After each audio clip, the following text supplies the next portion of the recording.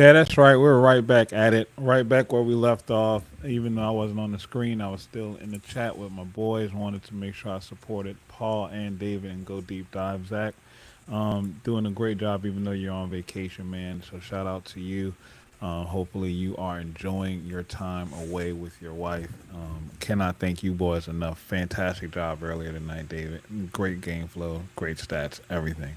I got to be a little petty. Think, do Gotta it. be a little, gotta be a little petty, man. I love it. You know that there are there's some people who want to have you on their show, man. So I just want to say that I'm so blessed to be here to be able to share this stage with you tonight. And I know that you got to post your article on the know.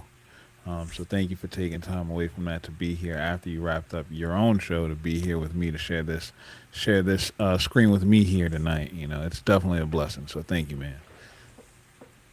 Of course, of course. It's a And tradition. Like normally, I've told you, this is the first Friday night. Well, not the first one. They had Jacksonville, but usually I'm driving home at this point. right. After staying for the presser and then going back and writing and then hanging out to do the show with Zach, and then I got my hour drive back home. And I love the tradition because it's just like I'm talking to somebody on my way home. Next thing you know, I'm home. It gets me home quicker. So And no, man, I even I said that. I appreciate even that said you that to you. wait. I, I even said that to you when I talked to you about it. I was like, "Yeah, man, you know, we got to do our normal ride home." And then neither one of us I know. picked up on it until after I got off the call. I was like, "Wait a minute, he's not riding home on Friday." It's so I weird. know. So just want to point this out in the chat, man. You're gonna see how we are always coming together. The content that we share between all of us, and what we are, well, in the community that we've built is literally just our phone conversations that we have that y'all are just privy to. Like this is just that's why Yeah. it feels so natural. It's just the way that we talk to each other. It's not just what we do on screen. It's what we do when we're with each other, and that's because it's genuine. It's who we are. It's real. It's authentic. It's us. It's our thoughts, our opinions, and we want y'all to be in on that conversation. So that's why we don't mind turning on the camera, firing up the mics, and getting it going. I do want to say thank you to everybody who has been consuming our content. We're up over 151 subscribers on YouTube right now. So thank y'all for supporting, for constantly liking and sharing. Thank y'all for supporting David and Go Deep Dive. Thank y'all for supporting Zach. Thank y'all for going out and supporting Paul and getting Walk It Off where it is right now. Continue to do those things, man. We got to keep doing it, and also show up for Justin too. Justin would be killing himself to be here right now, but you know he's spending some much needed time with family, and that's important as well. Joker, thank you for being Absolutely. here tonight, man, and shout out to you, Shout out Joker. Joker, dude. I will always, always, always have my special spot for Joker. Joker was the first person to ever jump into one of my lives and be in the chat, so you're always going to be special to me. Nobody can ever say you do anything wrong in my eyes, so to hell with them. Look, this game, man. When it started out, I was a little nervous. You know, you walk the bases loaded, and we're not gonna have to. We don't need to go through the game flow or anything like that. But I want to just kind of get to our feelings of the game, like our emotions overall, because it took you on on a roller coaster, and at Yeah. the end of it, I came away feeling how I felt after Tuesday night's game, just with the wrong result. Right? The bats did Yep. enough, and the defense did enough. But like I said in the show with Justin and Paul yesterday, as long as you control what you're supposed to control, you should win the game. You controlled just about every single aspect that you can control. You out hit them, you got on base more, you played a solid defense, but you just kept giving them free opportunities. Yep. Yeah. You're absolutely spot on. You did say that. Last night I was listening. You said control what you can control, and excuse me. Like you said, you controlled most of it except for one thing, and that one thing you lost complete control of it. Like there's a lot of positives to take away from tonight, and we're gonna Hmm. do that. But that was brutal. It's tough to watch. The fact that you even got into a position to where you could get walked off in the ninth inning. We're not going for moral victories here. That doesn't get you a Right. national seat. That doesn't get you to Omaha. But the fact that you even got yourself into a position to be walked off in the ninth inning is remarkable considering how that game was going. Absolutely. I mean, you give away what 13 free bags, you should have got blown out. It's Should have. surprising that you didn't. You should have by all accounts got run ruled, and the fact that you were literally down to your last out, last pitch, and he took you yard, and it just it's baseball, man. It just like there's no other way to Yeah. describe it. It's baseball. I am gonna say that when Cooper when Cooper Williams came in, I definitely thought that the tide was going to turn back toward our favor. Considering, like we were answering them. It wasn't that they were pulling away from us so much at that point. It was okay. They got that home run off Case, and Cason's coming out. Clearly, he just didn't have it tonight, and that's fine. You have a game like that. But when Cooper came in, and it didn't look good at all. What do you think could be going on right now with Cooper for him to have fallen so sharply? Oh man, that's good questions because it's perplexing. I had Cooper Williams as a weekend starter before the beginning of the season, and I don't know. He was a strike thrower last year, and even in big moments, like he could come in tough situations and then get through it, and then he would roll. And we saw it opening day. If y'all remember, Kason Evans gets pulled in the fourth inning, and Cooper Williams comes in and gets you out of that fourth inning, I believe. And then in the fifth, he gives up like a solo home run, I think it was. And then after the solo home run, he started seven straight hitters with an 0-2 count. Like that's elite, and that's what we expected from him.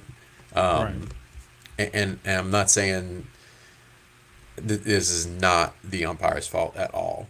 There was a couple for Cooper Williams that I thought were absolutely strikes, and I was mind blown that he didn't call them, considering how big his zone was earlier in the game. But that shouldn't. What I'm saying is that didn't make him walk four guys. It wasn't that many pitches that should have been called strikes, but I think he didn't handle it right mentally. I think that's what it is. It was a long way of saying I think it's mental for him right now. I really do. Yeah, I kind of wanted to say that myself too, but I didn't want to come off as giving the easy excuse. Because it seems like when he does lose it, he loses it quick, and it kind of just snowballs on him. If he has one error in the Yeah. field, or if he gives up a big hit, or if he gives up a walk after building up an 0-2 or a 1-2 count, after that, the next few batters are very, very shaky. It's like his confidence is razor thin. If he's on and he's rolling, he's mowing them down. He'll turn the lineup over. But if one thing teeters him off, it unravels. And I didn't get a chance to watch Jayden Newt pitch, so just give me a little bit of a breakdown of what I missed in that because I had to move locations from where I was between Moore's struggles and then seeing um oh my god I'm going Zach Cowan come on in the mound. Newt was the same thing as Williams and Evans. It was just he's missing, um, couldn't land any type of secondary pitch, and then it just I don't know. It was weird. It was really weird. It almost felt like was that the I think that was the Northeastern game, I believe, the second game that they lost, where it felt like everybody that came in, it just followed the exact same. Maybe that Yes, was no, that was yes. McNeese. That was the It was first game they McNeese. lost. It was McNeese. It Yeah, it was started McNeese. bad, and then every single guy that came in after him, it was like five or six of them in a row. It was the It was a exact same thing, and disease. it's so yeah. Like that's why I think I said that night. I'm like, what did they eat? Like, did they all eat the same thing? Um, and credit Vandy for because some of them were close. Like it wasn't big misses, all of them, But credit Vandy for not chasing things and making them work. They clearly had a plan, especially, after Evans, just saying, hey, they're struggling with throw strikes and they're giving it to us. Just take it. Like you can probably take until you get two strikes, and they're probably going to walk you before that. If not, they're going to get to a point where they just lay it easy fastball over the middle of the plate and you can, destroy it. But I wanted to say one thing because based off of you said with Cooper Williams, and I thought about that's you just further amplified why I think it's mental, because you mentioned like how he just mows through people, and I brought this up before the season when I loved him so much. I said that he reminds me of Cade Anderson and the way Cade Anderson would like give up a home run last year, and then you could see in his face that he was pissed. Like He's his face pissed about was it. almost red. Yes, and then he would just roll through people, and it's like you got me once, and that's gonna be it. And that's what we don't see from him right now. It's just Right. not at all. You see him like frustrated, throwing his hands up if he doesn't get a call. It's just not there. Right, exactly. You don't see that dog mentality, he hasn't flipped that switch yet to where when something goes wrong, it's okay, I'm gonna fix it. I'm not gonna rely on everybody Right. else to fix it for me. It's on me to fix it. And he's looking for the umpire to correct it. And it's like, nah, bro, it's you versus the batter. Like, go do the work. Don't block out Yeah. everybody else. Like, don't worry about the error that happened between second and first. Don't worry about the drop ball in the outfield. Don't worry about the umpire missing a clear strike. Put the ball in the glove, get your stretch out, and let the ball rip, and just go to work. And I think that's a great comparison with Cade being on the absolute other side of that. Um, Getting to the good though, and Joker said, "Been holding this because I didn't want to jinx him, but Kaysen gave up his first home run in 2 years tonight." That is a stat. He gave up one on opening day. I'm pretty Okay, sure he all gave up right. one on opening day, right? Maybe before that though. Thought so. I thought so. Uh, I could be that's a wrong, stat. but Yeah, we're gonna have to. Joker's point It's that he doesn't give up a lot of home runs is 100% true. and I mean that's still elite. It's also why Case is your Friday. I don't want to hear the noise about Case not being a Friday starter. Like, you know what? Let me hit it, y'all, because this is what it is. You know what? You're spoiled. You're spoiled. Anybody who's saying Cason's not a Friday night guy, that's what it is. You're spoiled. You came in. Yeah. Remember Mikhail Hilliard. And no shade to Mikhail Hilliard. Remember Blake Money. Like, those were your Friday guys. You're Yeah. not there anymore. So please, cut the crap with the Cason's not a Friday guy.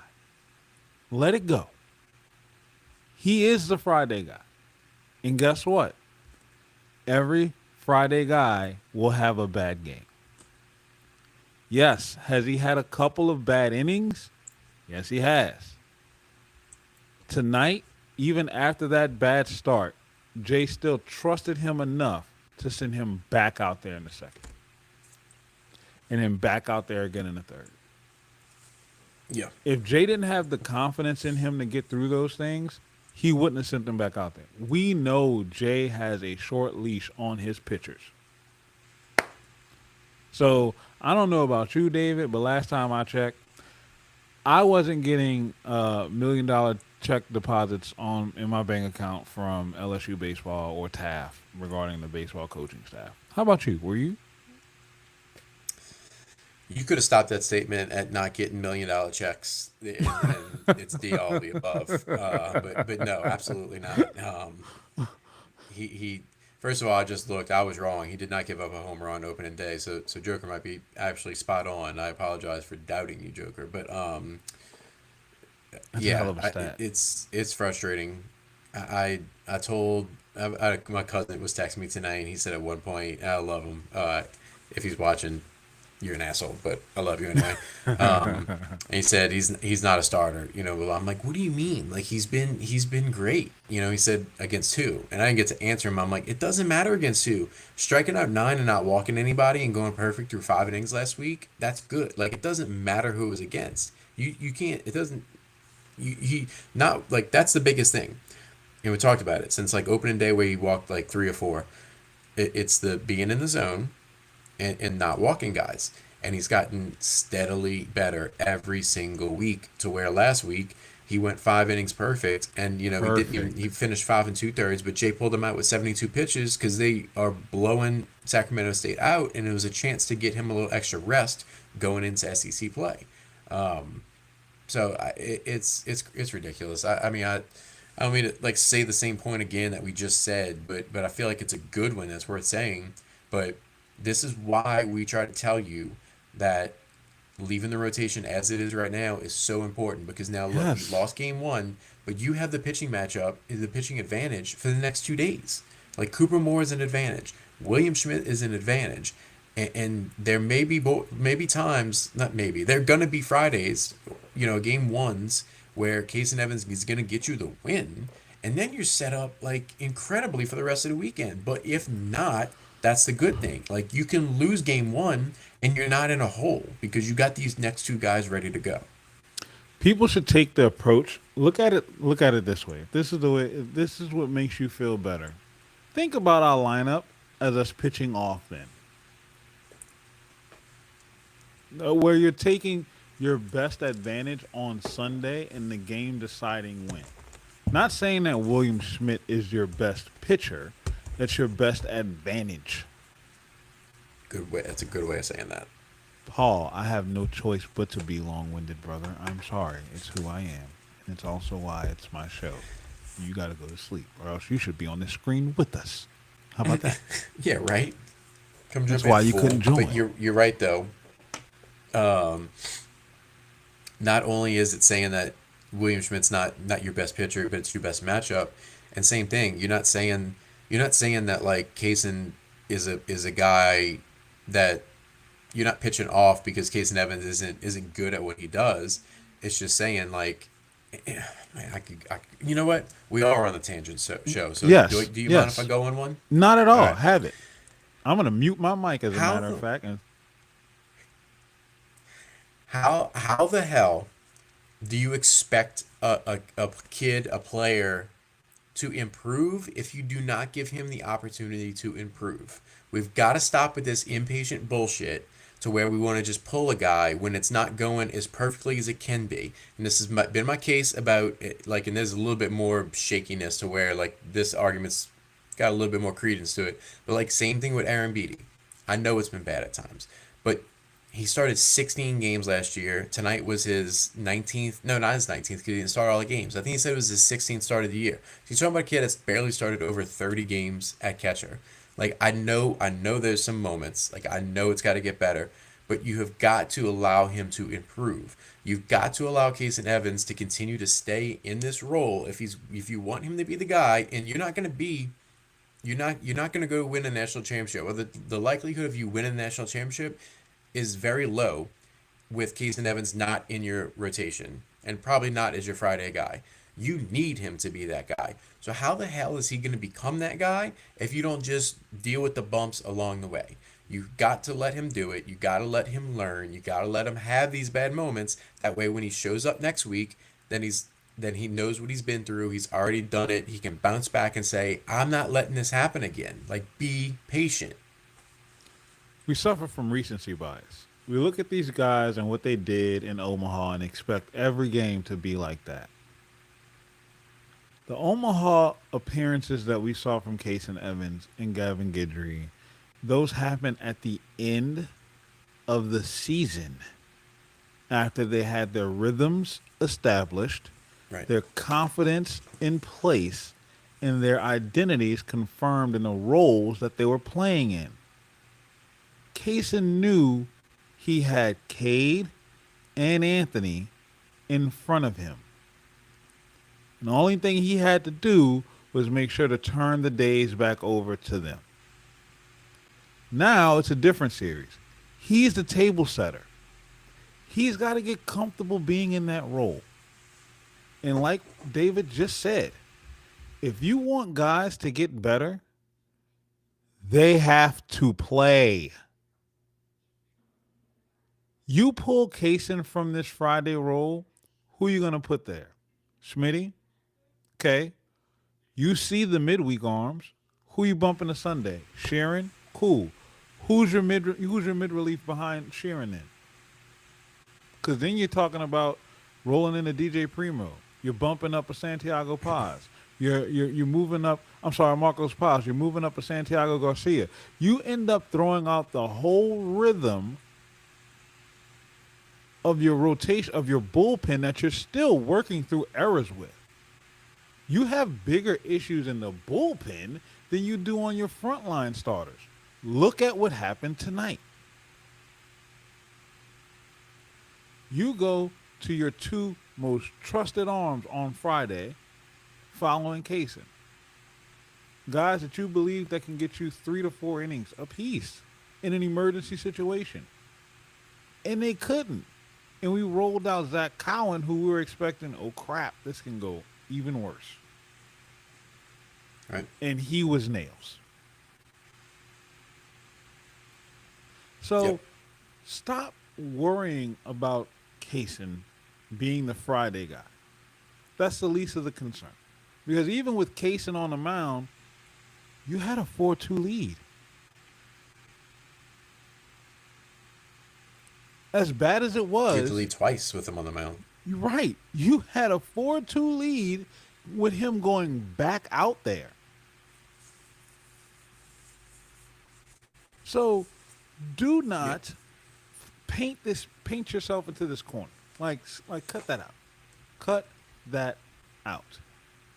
Joker said in the chat, need a cam on top of foul poles. Ben needed that. Absolutely. Paul said, also boots on the ground informed me Brown was robbed. You can see it in the video. David said it in our group text earlier that he perfectly framed. That's a home run, won't be overturned. And I mean, as soon as I read that, they came out and said it's not over. It's foul ball. That was a home run. That was as much of a home run as it could be a home run. For as annoying as the announcers were, they did make a valid point that they need to extend the foul pole flags at least another 5 feet and then widen them out. Right. And then add a camera at the top. Right. Because so many home runs, the height and width of the ball, because the guys are bigger, faster, stronger, they're just blowing over that pole now. It's not made for this game anymore. And we're talking about high level baseball games. Like why do we want to leave a gray area? Like Yes. if there's technology and or even not technology, just the simple foul, like the pole, like you're talking about, just the construction part of it. Like if that it's available to you, like why are we even? It's crazy. Like we can fix it. Why don't we? I don't get it. Because, people rather sue LSU for stupid things than pay attention to what actually needs to be going on. But that's for another show. I want to get to some of the good. It was very, very, very good to see Chris Stanfield in the lineup, playing great defense, being calm, reassuring, but also being that 9-hole hitter and getting Milam and Brown up into positions to where they can push him in. Yeah. Excuse me. Don't worry, Paul. I'm going to plant your flag. Yeah. It just felt right again, seeing him in there. I don't know if you noticed it, but on his first at bat, when he gets the base hit opposite field, you can kind of see as like the camera's like zooming out, to show the ball going. You see him. He was pointing to the dugout. Jay's pointing back at him. Like it's just that. Like the dugout was excited. It was like our guy's back. Like it changes everything, man. I read through. I can pull it up too if you want it on here. Go ahead, pull it up. Where I wrote this down. The stats for 9, 1, 2, 3 in the lineup. Because when I originally looked, I'm looking at the box score, and I just saw the top three. I saw Milam, Brown, and Curiel and their stats, and I wrote them down first. And then I like thought about it, and I looked down, and I'm like, oh no, Stanfield's got to be part of this. Because what have we been Yes. saying, AP? We've been saying he's the second He's leadoff, a the second second leadoff. table setter. He's the table setter for the table setter. And then that combination of those four guys went 10 for 19 with 6 RBIs, 9 runs, and 3 walks. And he's was a massive part of that. He didn't have the RBIs because he was the one He scoring, was for right. when he got on base and they knocked him in. And I know Paul. I know Paul mentioned it earlier in our group chat that he want. Well, he mentioned early on the show that he didn't like Milam being the leadoff. I honestly I couldn't disagree more because I don't view Milam as the leadoff. I view him as being the second batter. He only led off once, and that was to start the game. Every other time he came to the Right. plate, he was coming behind Stanfield, and just about every time, Stanfield was on base in front of him, and it forced the pitcher to pitch from the stretch to give Milam pitches that he could deal with. Milam hit against the shift. Like he was three Yeah. for three at one point. Like he was doing what he was supposed to do, and it was because he had the table setter in front of him. And then you get a huge 3-run home run at the top of the first. No, bottom of the first. To no, it's top of the first. But top of the second, I'm sorry. Top of the second. The second, yeah, yeah. Yeah, top of the second. You get that huge 3-1 home run Yeah. from Jake Brown at the top of the second to retake the lead over Vanderbilt, and that was with Stanfield getting on base first. Like Yeah. the lineup is complete with him in it. You don't have to question where guys need to be. And another shout out too for me is Zach York. I know he didn't get a hit, but he got on base, drew walks, so patient at the plate, and then stole 2 bases. Scored on a pass ball. Scored on a pass ball. The base running from the big Yeah. man was elite from him tonight, man. Yeah. Like there was a lot of good, man. Tell me Uh, some of the good that you saw. You can jump off of some of those things I brought I, up as well too. I do want to jump off of it because I'm gonna, hopefully I'm not putting you on the spot in a bad way, but I'm gonna quiz No. you because I know you've been saying like when baseball season starts, you're a baseball guy just like us. Off the top of your head, what position in the lineup does Jay typically put his best hitter? Typically, he's putting his best hitter in that. It's between 2, 3, and 4. It just depends on the matchup. So two is the answer. You go back to when Dylan Cruz was here. Yep, Like and that's he's always shuffling them around. Cruz was two, and then the next year when Cruz was gone, he had Tommy White there a had lot. Tommy White at 2. And then when Tommy White leaves, and then last year he put Jared Jones there a lot. Jared. Yep. He loves having that guy there, and unlocking your. It's like you're giving yourself a set. We talk about having a second leadoff with Stanny, and this is a point to why I like Milam at leadoff, because at least when maybe when you're facing right-handed arms and you can stack the lefties up top too, but by having Stanfield at 9, it makes Milam a second two A hole, second 2 hole. and then he's got when he's lead off, and you could make the same argument for Curry if he's there too, obviously. But if you got Milam at 1 and then Brown batting behind Milam, that's given Steven Milam more fastballs to hit because they got the dude that's got 10 home runs coming up behind him. So they have to pitch to Milam, and they got to pitch to Milam with Stanfield already on base. And then you Yes. see a Stephen Milam going 3 for whatever he went, 3 for 5, 3 for 6, 3 for 5. but Three getting for three 6. No, three hits. for six at the last one. And then guess what? Then you have the Stanfield, you got Milam as a second two hole, and then you got Jake Brown, your best hitter at 2, and then you got the stud first round pick Derek Curry all coming up behind him. I love it. I love I the love it. lineup, man. I love like this was a great lineup. Your batters 1 through 4 or 9 through 4, however you want to look at it, was great. And shout out to Mason Braun in that seven hole, getting on a true freshman, pulling his weight. Didn't get a hit, but getting on base was elite. And you saw guys like Caraway and Reeves get pulled out. Caraway get swapped out for Reeves and everything. That's fine. That's gonna happen, especially in that a hole. But 9, 1, 2, 3, 4. It's a hard adjustment, and I love the way Jay put that together. Yeah. You had some more Yeah. that you want, some more good that you wanted to highlight. No, you can go to five. You can add Aaron Beatty in there tonight too, who went 2 for 4 with a walk as well. He was on base 3 times. So I liked it a lot. The only like really 8 was the only spot because even like you said, even and then after Beatty at 5 was the sixth spot that Dardar eventually came into. And then I think 7 was Braun, I believe, and Yep. then 8 was the only spot. Let me look at this. Well, no, because Reeves ended up getting a walk. I was gonna He ended up say getting walked. that Yeah, 8 spot. Yeah, everybody he got got a on walk. base. Other than that, Every they spot would got have on only base. won. Like they got one time. Yeah, I was gonna say 8 would have been the only one, but they did. They still got on. But yeah, I liked it a lot. I really did. It worked, Yeah, and it it's worked smart. against one of the best aces in the country. So I mean, look, at the end of the day, you put up double digit runs, and they had to walk you off to win it.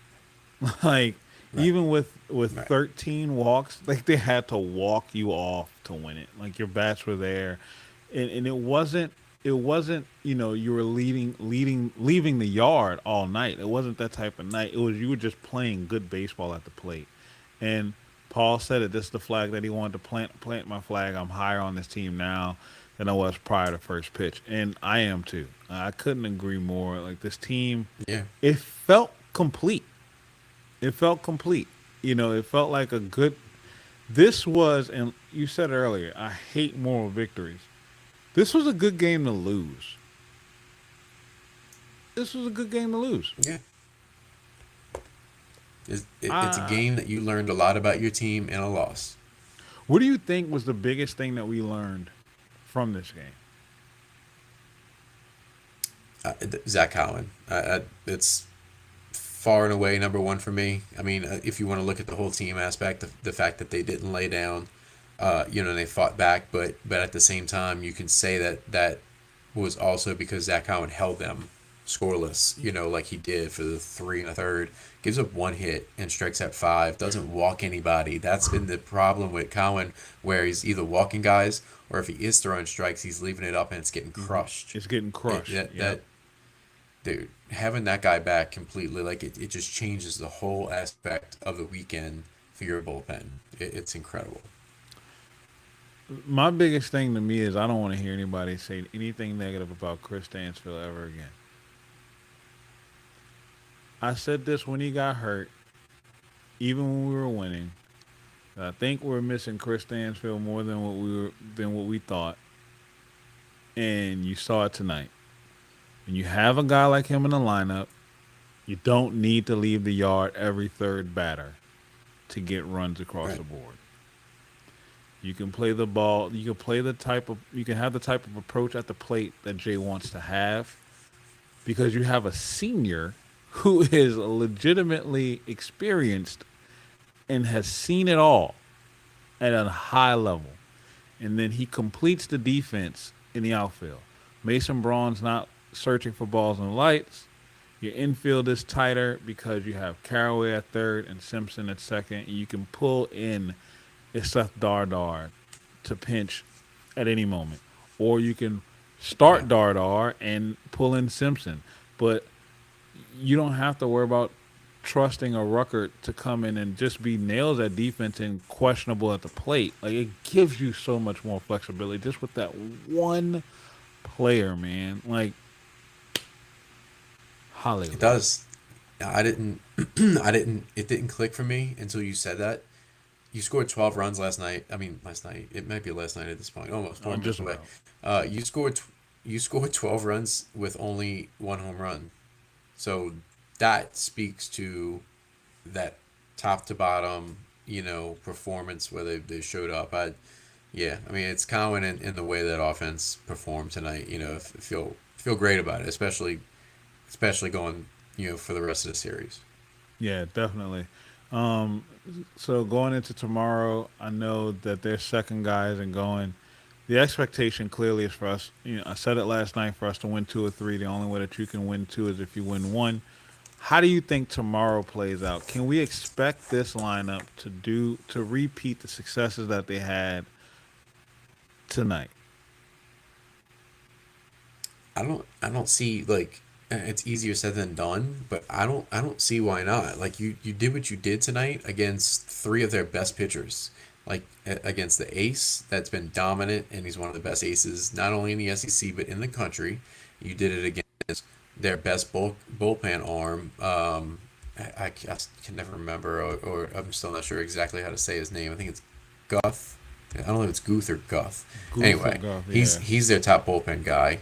And the good thing about him too is that he only gave up one hit in his he pitched 2 innings, two like exactly 2 innings, 6 outs, and he only gave up one hit, but you still burned him with 43 pitches. So like Yes. that's showing that and he's got a .73 ERA. So that just shows how good of your bats and approaches were. So if you do that, if you show up and you get the same mindset, I would love to see them like start early tomorrow, especially coming off this game. But you're doing it. You burned three of their best pitchers, and you have a fill in for the starter tomorrow. There should be no reason why they can't do, even if it's not exactly 12 runs like they did tonight. It should be possible to score six, seven, eight. Yes. I was excited at the fact that the Schultz came in. He had a one ERA, and you doubled him up in four batters. And you ran him off in 17 pitches. And then, like I said, the other guy, I forgot his name. He stepped on the mound with all the swag of Pedro Martinez. He sent them back to the dugout, looking like Dora the Explorer. It was great to see in the eighth inning that you stayed consistent after you had a couple of cooling innings off. You still stayed and fought through it. I am I'm pleased. I'm pleased. Yes, we lost, but I'm pleased. Like, this is better than the McNeese loss. I feel better than the UL loss. Like, I'm pleased. I'm so pleased. I Yeah, just called them yeah. ULL. Like, it's also midnight, but I'm It pleased, is. man. I'm pleased. Any final words so Yeah. we can wrap up and get these people out of here until tomorrow, potentially? Because I am gonna go live tomorrow, and when we end, I need to ask you something about Monday. Okay. Got got Okay. got a little plan for Monday. I want to talk to you about. But any final Okay. words for the folks? Um,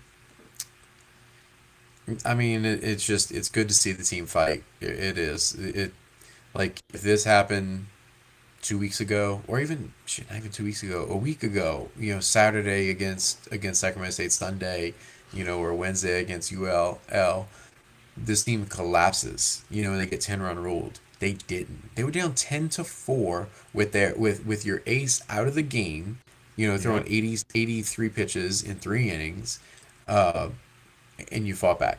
And not only did you fight back and like make it look closer than what it may have been, you fought all the way back to take the lead, and you were one pitch away from winning the game. One Like pitch. we don't go for, like we said, moral victories. There's no good losses. All losses are a loss. But like you said, you feel this is the best you feel about one of these losses so far this year by a mile. By a mile. By an absolute mile. Look, guys, I know it's late. I can't thank all of y'all enough for being in here with us tonight. Joker, Paul, thank y'all for commenting in the chat. I know that y'all are hearing a lot of things that we've already said once or twice, but I just kind of want to flesh things out just a little bit more. Go deep dive likes to go deep. They go balls deep into baseball. So, we want to make sure we kind of, like just kind of let it loose a little bit, give some more in-depth thoughts and just kind of express things. And normally David would be just about home right now. He'd probably pulling over in the Canes getting some canes, but fortunately, Yeah. he's all ready Oh my to- God, Kane sounds amazing right now. God, I'm so hungry. but he's already home. So we're gonna let y'all go. We will tap in with y'all tomorrow. The content is content, and we will not. You're not gonna go a day away without seeing our face. So make sure that you're following, you're subscribed, you're liking and sharing. We love y'all. Continue to be a blessing to the people that are around you, and make sure that you are being kind. It is free to be kind. You do know that, right? Like it's absolutely free to be kind. So be free, be kind, and make sure that you love God as well. Good night. Playing the outro. See y'all later.